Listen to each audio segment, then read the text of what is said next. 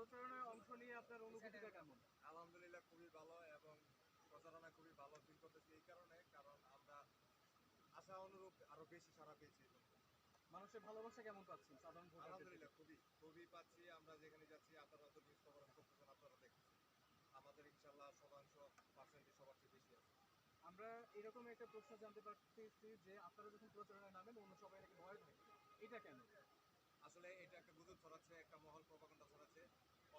Originally ভাবে MP সাহেবের নির্দেশ অনুযায়ী আমরা সহিংসতা বাদ দিয়ে আমরা সম্প্রীতি আকারে আমরা নির্বাচনে অংশগ্রহণ প্রচারণা চালিয়ে যাচ্ছি, কিন্তু অন্যান্য দলগুলো যারা আছে, অন্য ক্যান্ডিডেট যারা আছে, তারাই সহিংসতা ছড়াচ্ছে।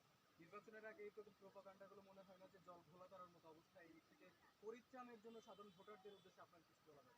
আমি এই ভোটারদের উদ্দেশ্যে এতটুকু বলবো, ইনশাল্লাহ আল্লাহ যদি বিজয় লেখে রাখেন, ইনশাল্লাহ বিজয় হবে। আপনারা এতে বিন্দু পরিমাণ ঘাবড়াবেন না এবং ইলেকশনটা সম্পূর্ণ সুষ্ঠু এবং অবাধ হবে।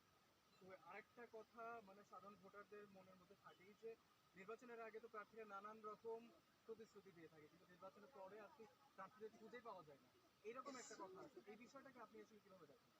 এই বিষয়টাকে আমি একটু বড়ভাবে ব্যাখ্যা করে বলবো। বিষয়টা হলো এরকম যে আগের প্রার্থী, আগে যারা চেয়ারম্যান হিসেবে ছিলেন তারা কি করেছেন আমি জানি না, তবে হয়তো তাদের কর্মকাণ্ড এরকম না দেখে মানুষ এরকম হয়তো চিন্তা ভাবনা করে।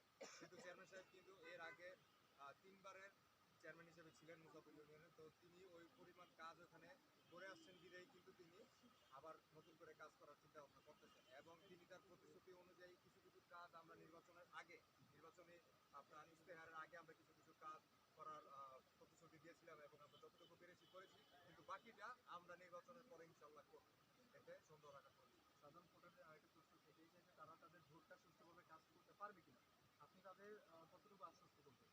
আমি ইনশাল্লাহ তাদেরকে আমাদের জননীয় জননেত্রী শেখ হাসিনা, মাননীয় প্রধানমন্ত্রী এবং আমাদের জননেতা বীর মুক্তিযোদ্ধা একেএম খান সাহেবের ভাষ্যমতে আমি বলতে যাব যে তারা যে বিবৃতিগুলো দিয়েছেন এবং আমাদের যে নির্বাচন কমিশনার আছেন তারা যে বিবৃতি দিয়েছেন যে নির্বাচন একদম সুষ্ঠু এবং অবাধ হবে, ফ্রি এবং ফেয়ার হবে, এখানে কোনো কারচুপির কোনো অবকাশ নেই। সর্বোচ্চ সাধারণ ভোটারদের উদ্দেশ্যে কিছু বলেন।